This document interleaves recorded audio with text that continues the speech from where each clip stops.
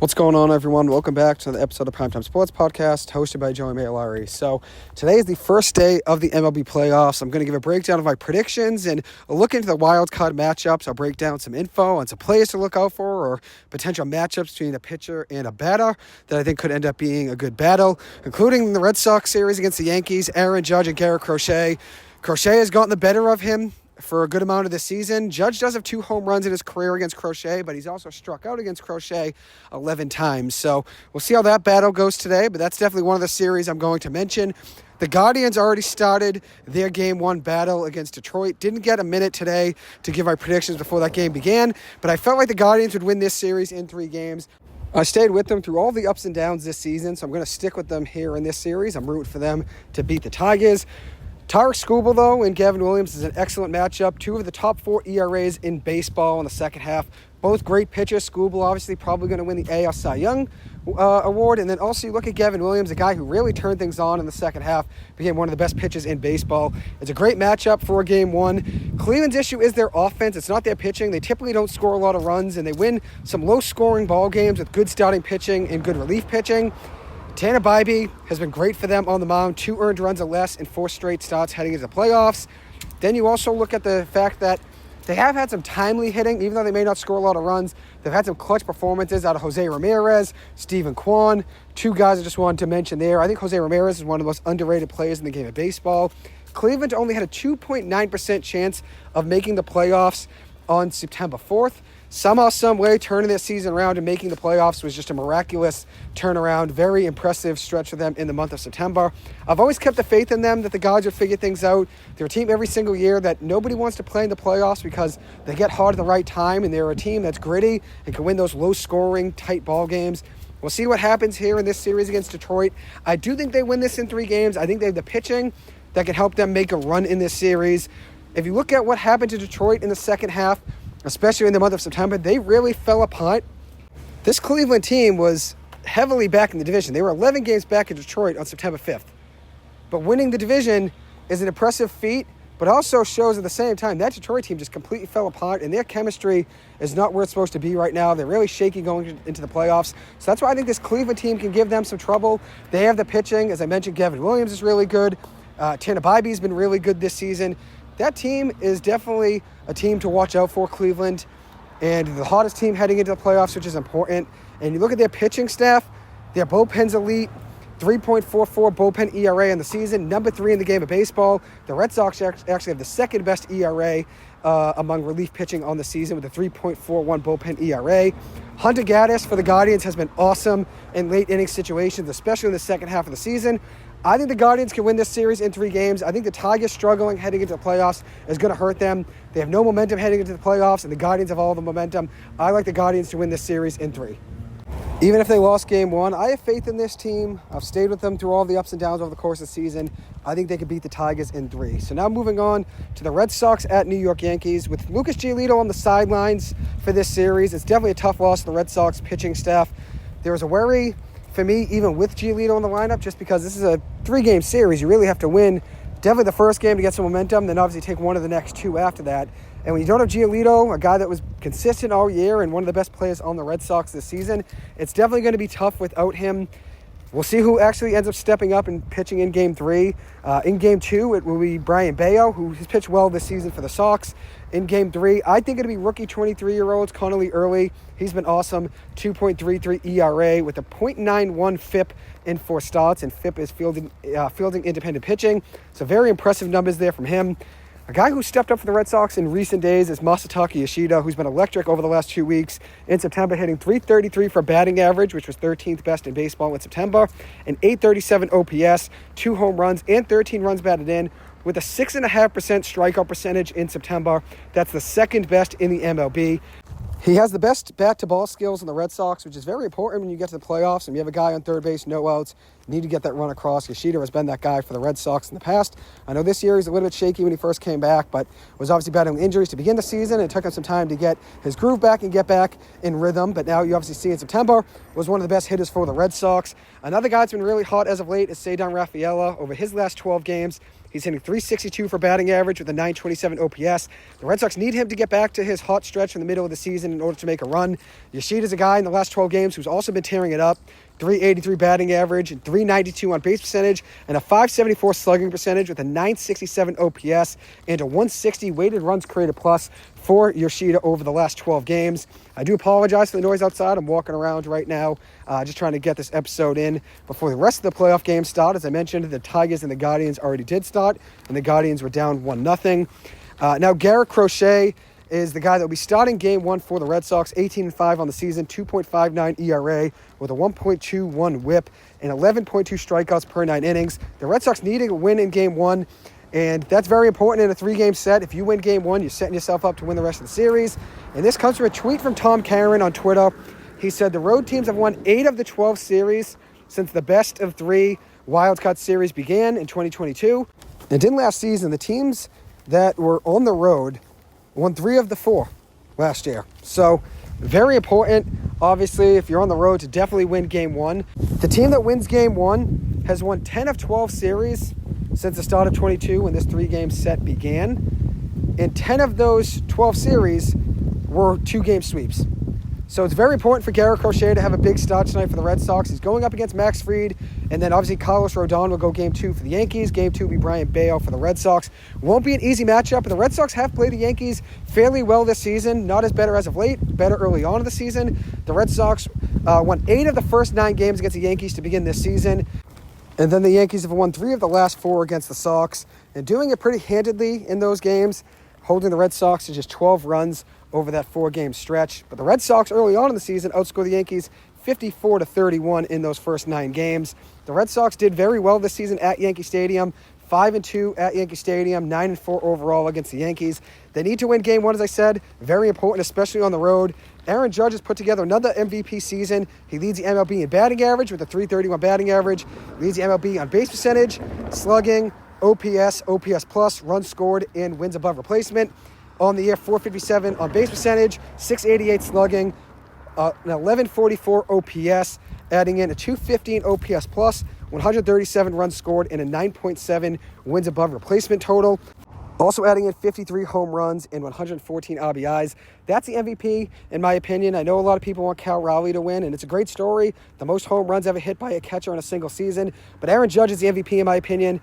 Raleigh only hit .247 for batting average. Did hit 60 home runs and 125 RBIs. Both of those led baseball. But he had a .948 OPS and a .589 slugging. And Judge beat him in both of those categories. And the rest of those categories that I mentioned pretty handedly. So I think Judge is the MVP in my opinion, even though Cal has had a great season. If you look at the Yankees, though, this lineup is very dangerous. They hit a lot of home runs. That's something that they've done pretty consistently over the last few years, is being the top in the majors in home runs hit.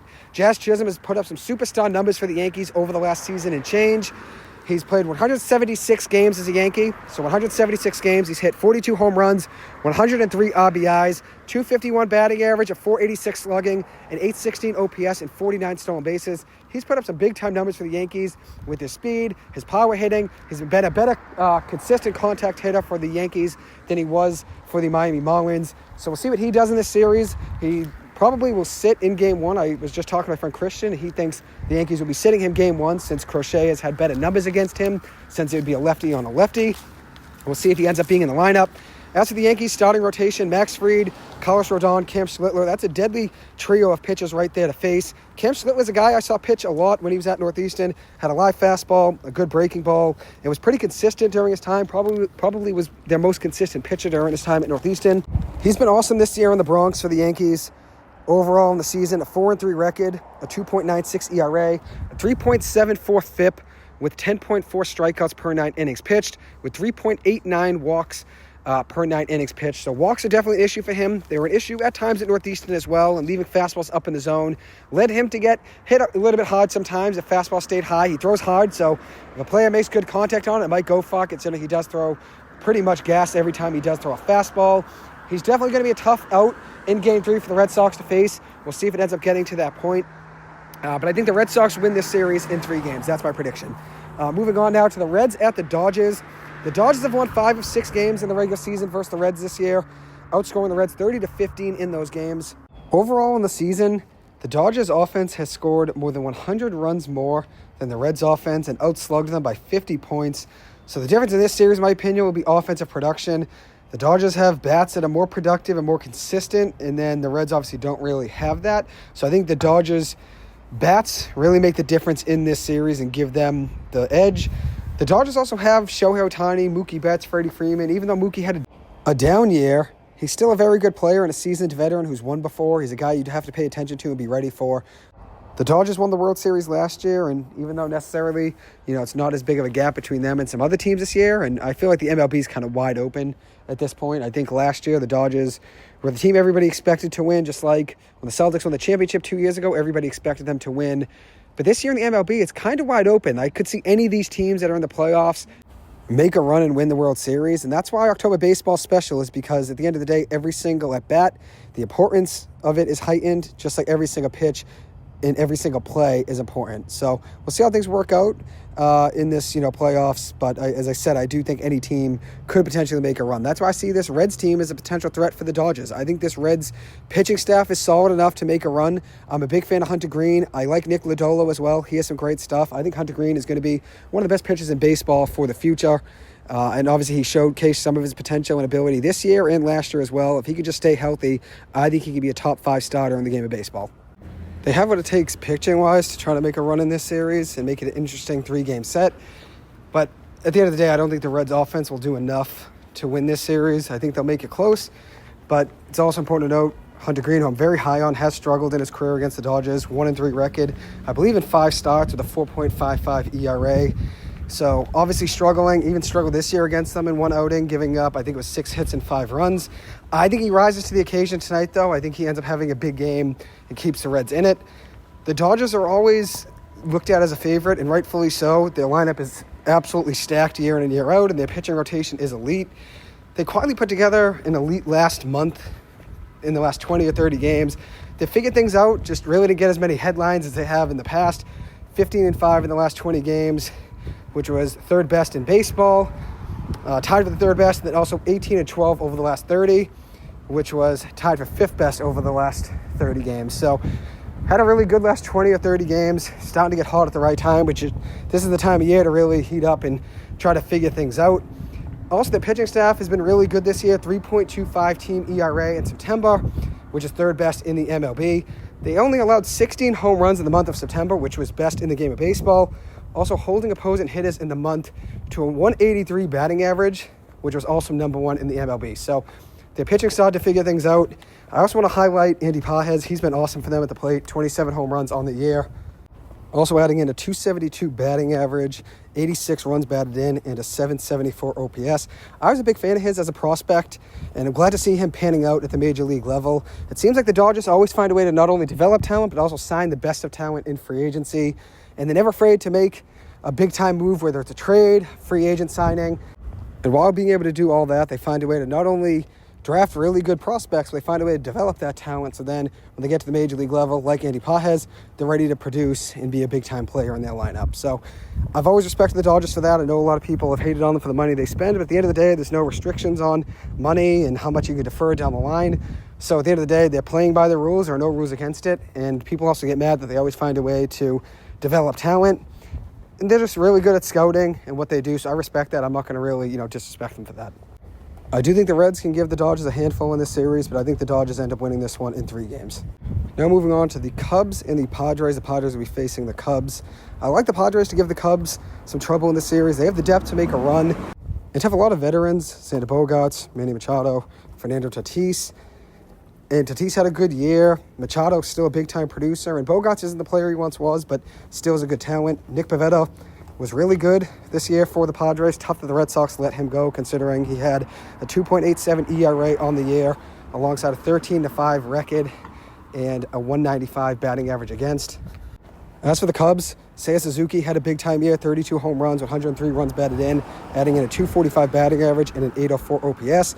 Pete Crow Armstrong had a breakout year, 31 home runs, 95 runs batted in, and a 247 batting average. Kyle Tucker's another veteran in this lineup who had a good year, was missing some games with some injuries, though, at some points. But 22 home runs, 73 runs batted in, 25 stolen bases in 136 games. A lot of playoff experience with him. He's a guy that's shown up in the playoffs year in and year out when he was in Houston. The Cubs do have speed, 160 stolen bases on the year, fourth most in the MLB.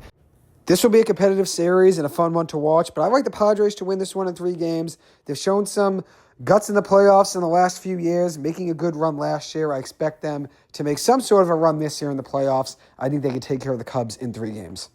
Now moving on to the divisional round, we have the Guardians versus the Mariners. The Mariners have a lot of power threats in this lineup. One I already mentioned, Cal Raleigh. Also, Eugenio Suarez. Suarez hit 49 home runs with 118 RBIs on the year. Also adding in an 824 OPS. He's an absolute masher and was a great deadline get for them. Also, Josh Naylor, another guy they got at the deadline, hitting .299 in his time in Seattle with 9 home runs, 33 runs batted in, and an .831 OPS in 54 games after being traded from Arizona to the Mariners. He's been another guy that stepped up for them offensively. And then you look at their pitching rotation, that's dangerous as well. Brian Wu, who had a .294 ERA and was an all-star this year. And then you add in some veterans like Luis Castillo. And then Logan Gilbert's been pretty good as well. They have a deep pitching rotation. George Kirby had a little bit of a down year, but he's still a serviceable starter and a good pitcher. And then, like I already mentioned, some of the firepower they have at the plate. And 2 guys I didn't mention yet, Randy Arozarena, Julio Rodriguez, another 2 great bats for them. And obviously Cal Raleigh, who had a potential MVP season. This team is definitely a team that will be tough to beat. The Guardians did sweep Seattle in their 3 games set in August. Important to note, Seattle did sweep them in 3 games in June, but in late August, the Guardians got the best of Seattle in 3 of 3 games. All 3 of those games in August, though, were 1-run games that the Guardians won. The Guardians did win a lot of close games down the stretch. Important to have excellent starting in relief pitching in those situations, which the Guardians definitely had. They had the number 1 pitching staff in the month of September in ERA with a 2.61 team ERA. Also, the Guardians went 20-7 in the month of September. And their starting pitchers had a 2.6 ERA over that stretch. And there was a 19-game window in there between September 5th and September 24th where they allowed 2 runs or fewer in 19 games. And they ended up going on a 17-2 run, which ended up leading to them winning the division and coming back with the Tigers obviously melting down and the Guardians finding a way to take advantage of that. But that was an exciting run. I do think this Mariners team, though, has what it takes to make a run here in the playoffs. I think they would give the Guardians a tough series. I was going to say Mariners in 5, but I'm going to go Mariners in 4 here over Cleveland. Then we have the Red Sox versus the Blue Jays. The Blue Jays gave the Red Sox some trouble this year. They always seem to beat the Red Sox in early April games at Fenway Park, and then the Red Sox find a way to beat them some games, in Toronto and later in the season. The Red Sox were 4-7 against the Blue Jays this year. And then if you look at this Blue Jays team, it's not the same team from the past. They have added some pieces over the past year. Some have worked out, like Shane Bieber they got at the trade deadline, and he's been a good get for them so far. And then some guys they missed on, like Anthony Santander. But this team is a good team. They had some bounce-back seasons. Vladimir Guerrero Jr. had another good year. And then George Springer had a terrific season. And the same thing for Bo Bichette. Bichette really did have a bounce-back year. 18 home runs, .311 batting average. And then George Springer was one of the best hitters in baseball. If I remember correctly, over the last month or 2, he was in the top of a good amount of offensive categories. He's had a great season overall. This would be a tough series for the Red Sox, but I just think this team has what it takes to make a run. I think when you look at their pitching staff, they have some guys that can step up. Garrett Whitlock, and the bullpen has been electric this season. You look at Aroldis Chapman, he's been a big-time relief pitcher for the Red Sox this year. I think this Red Sox team has what it takes to win some of these close ball games that'll happen in the playoffs. I think the Red Sox could take care of the Blue Jays in 6 games. That'll be my prediction. The Blue Jays do have some good pitching, like I mentioned, though. Bassett and Bieber are both good. Max Scherzer's probably more on the wash side. He's almost pretty much done with his career, but if they get a few innings out of him, maybe in the middle of relief or potentially, out of the bullpen and later relief, that could be potential, a benefit for their bullpen. We'll see what happens. Chris Bassett and Shane Bieber definitely have been solid options. Kevin Gausman has been really good for them, 10-11 on the year, but a 3.59 ERA in his time in Toronto, though. With all that being said, though, I think this Red Sox team will take care of Toronto in 6 games. Then we have the Dodgers versus the Phillies. This series would be an absolute gauntlet and a thrilling matchup to watch. They haven't matched up in the playoffs since 2009. The Dodgers pitching staff would be really tested against Bryce Harper and Kyle Schwarber and Trey Turner as well. Turner's back now after hamstring injury. He's back in that Phillies lineup. Had a very good bounce back year, 15 home runs, 304 batting average, adding in an 812 OPS. Had a good season last year as well, 295 batting average with an 807 OPS. So 2 good years in a row for him. I know he started out a little bit shaky in Philly, but 2 bounce back good seasons in a row for Turner. That lineup is definitely a lineup not to mess with. They have some guys that you don't really expect to be big-time contributors in big situations, like, for example, Harrison Bader or Brandon Marsh. But those guys have had some timely hits for them, especially late in the season. Those 2 guys have been big contributors for them. So this Phillies team is not a team to mess with. And this Dodgers pitching staff is very good. Like I already mentioned, they have a lot of depth. And I wonder what this rotation would look like in a 5-game series with the Phillies. You have Yoshinobu Yamamoto, Blake Snell, Shohei Ohtani, and Tyler Glasnow, and then potentially Emmett Sheehan, Clayton Kershaw as other potential starting options. Maybe they end up in the bullpen for that series if they end up matching up. But that series would be a really fun one to watch. A lot of firepower on both sides. The Phillies do not have Zach Wheeler. That's a big loss for their pitching rotation. I know they have a lot of depth pitching-wise. Guys like Ranger Suarez and also Walker Buehler have stepped up for them. Buehler pitched very well for the Phillies after the Red Sox let him go. He's ended up being a good rotational piece there for them. Even though the Red Sox gave up on him pretty early, I think other teams realized, hey, you might as well take a shot on a guy like Buehler because there is potential high upside. We saw him be one of the best players in the Dodgers last year during their World Series run, and obviously he showed some promise for this Phillies team at the end of the season. I think this matchup would be really fun to watch. I think the Dodgers would win this series in 7. I know this Dodgers team is on the weaker side in comparison to where they've been in recent years. They're definitely more beatable now than they were, I would say, last season. And it's crazy to say because they added even more talent heading into this year, adding guys like Roki Sasaki and obviously adding Blake Snell as well. They added even more talent this offseason, but at the same time, they're not necessarily going to blow by teams. And I think, as I mentioned, this playoff set is wide open. Any team could make a run in the MLB playoffs, and that's why October baseball is so special. As I mentioned, every at-bat is that much more important. Every pitch is that much more important. Every out is that much more important. Every error is that much more significant as well. That's why you need to avoid errors, avoid walks when you're pitching, avoid miscues and miscommunication. Everything in playoff baseball is heightened, and that's why playoff baseball is so exciting to watch. But I think this series would be a really fun one. I do think the Dodgers can win this one in 7. And then moving on, we would have the Padres versus the Milwaukee Brewers. The Brewers had an excellent season, 97-65 overall. Best record in the MLB. This is a team I was not very high on heading into the season.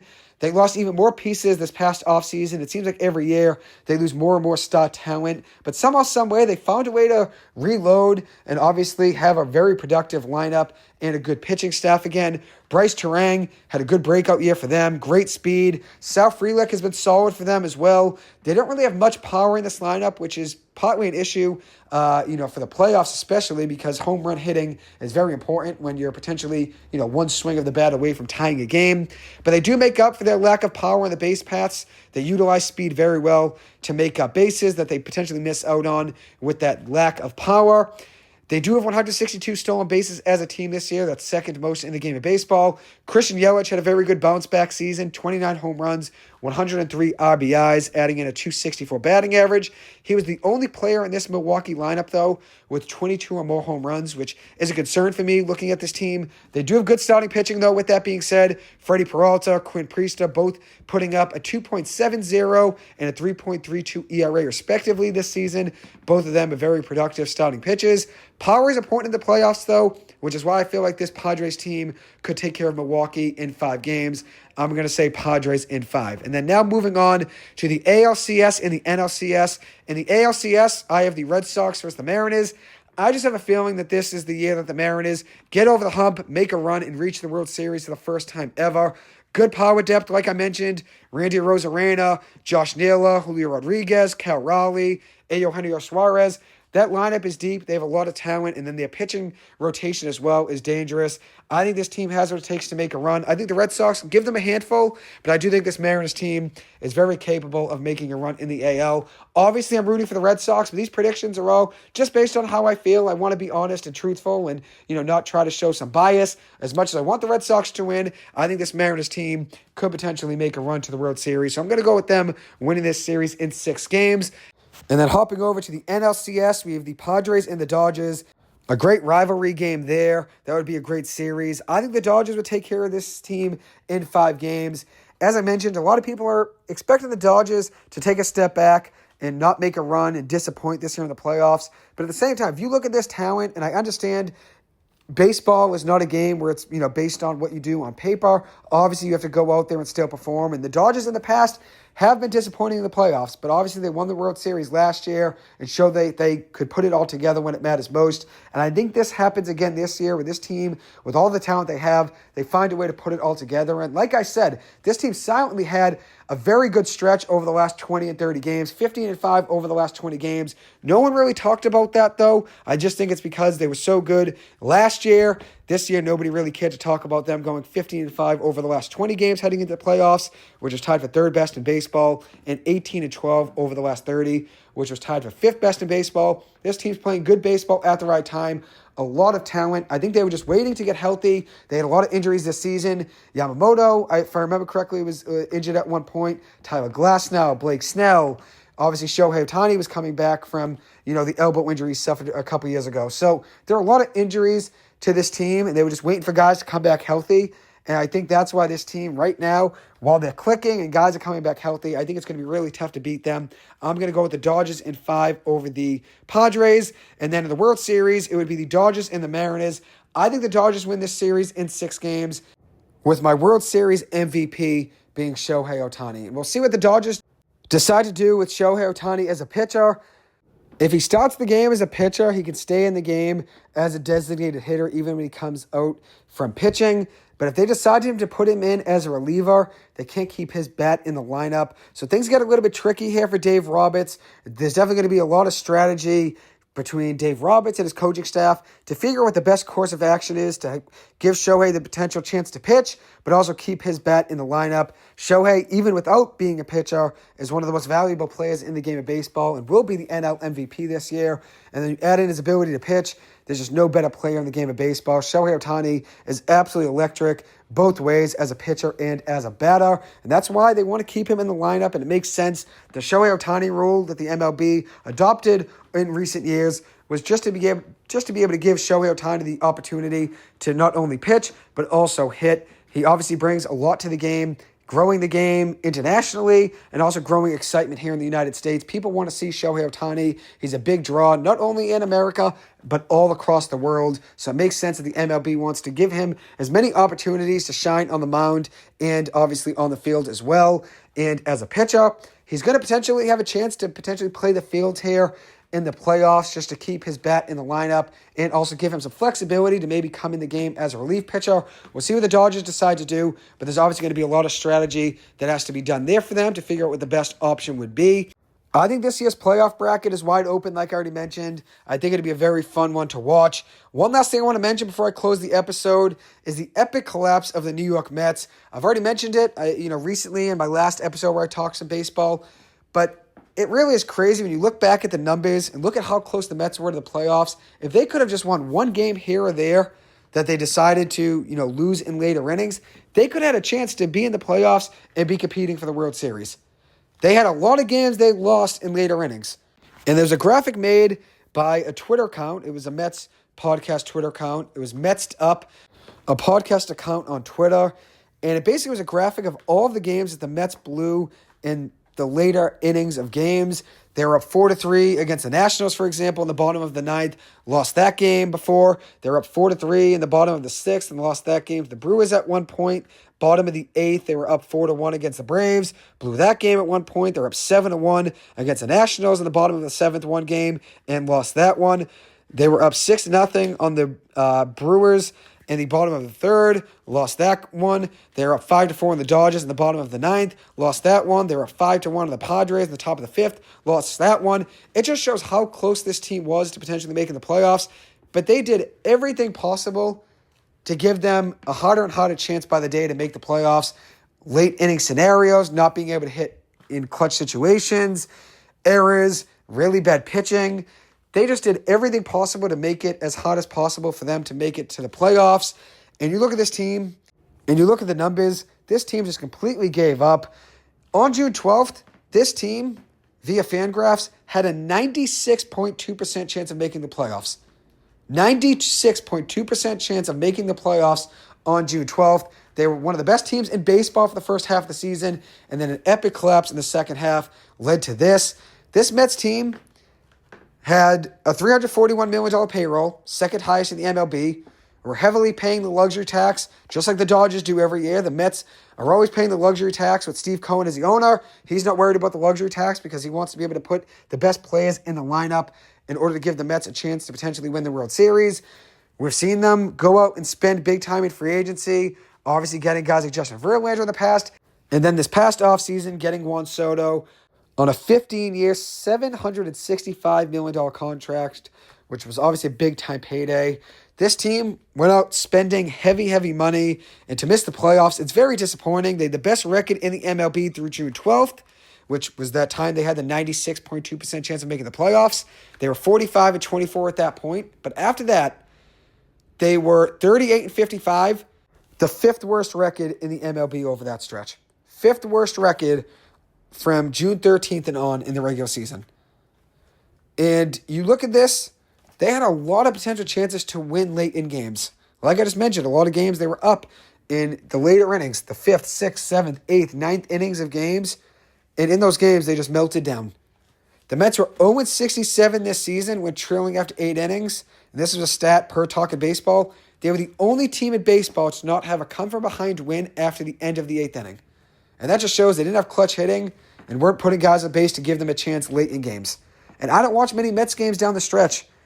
And probably for the better at the end of the day, because it's frustrating watching teams that are right on the cusp of making the playoffs that just are not finding a way to put things together. But the Mets have no one to blame but themselves. They gave themselves every chance to make the playoffs early in the season, and then later in the season, one win here and there would have made a big difference. The MLB season is 162 games, so I know you can look at one game and say, oh, it's not a big deal. But at the end of the season, every single win matters. I'll say it again. Every single win matters in the regular season. Every game is important. Because you look back and you say, if I could have just won that game, things would have been different. They could have potentially made the playoffs if they won their game on Sunday. But obviously lost that game, and now they missed the playoffs. And now they have to make a big decision with Pete Alonso, who's now a free agent. He's going to be opting out, he said, after that loss on Sunday. He had 38 home runs this season, a .272 batting average, 126 RBIs, and an .871 OPS. And he's now going to be a free agent after opting out. With Scott Boras being his agent, you expect him to get a good payday on the open market. There's not many big-time power hitters that just become available in free agency, and he's probably the biggest one, if I remember correctly, in this free agency class. So I'd expect him to get a good payday. We'll see if the Mets offer him that. I know last offseason they didn't want to offer him the money he wanted, and he ended up coming back on a short-term deal with the potential opt-out. He's going to take advantage of that opt-out and try to go get more money after a very good prove-it year with 38 home runs. We'll see what the future holds for him. But obviously the Mets have a lot of decisions to make and a lot of things to figure out.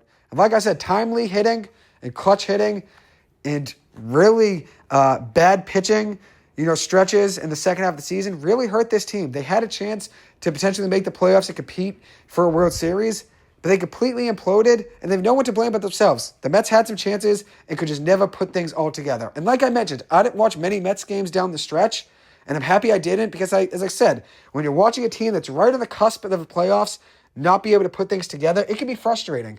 You want to see good baseball and want to see teams that have really good talent make the playoffs because it makes the playoffs that much more exciting. But this Mets team just completely gave up and completely fell apart. And maybe there's more going on behind the scenes. Maybe there's issues in the locker room. You never know what's going on, and you can never really identify what the problem is with the team from the outside.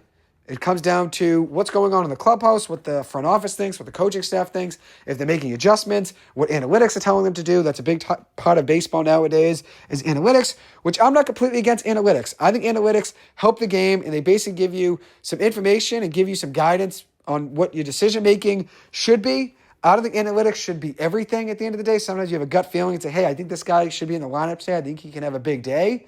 But I do think analytics can guide you to make the best decision possible. Whether or not you want to take that best decision, who knows? But I don't think analytics have necessarily ruined the sport. I think it just can kind of enhance your decision-making process and give you a better idea of what the best potential decision would be. This Mets team, though, had some really tough pitching stretches towards the end of the season. You had guys like Kodai Senga struggling, David Peterson struggling. And I know injuries were definitely part of the game and definitely, hurt that starting rotation.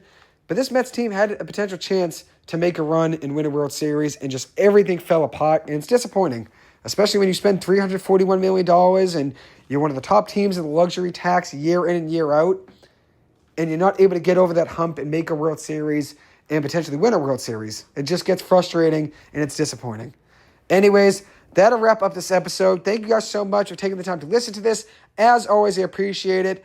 I hope you guys are a good one. I'll see you guys in the next episode. Best of luck to all your teams in the playoffs. Hopefully you guys can all enjoy October baseball. Like I already mentioned, it is a very special time of the year. Thank you guys, and take care. Have a good one.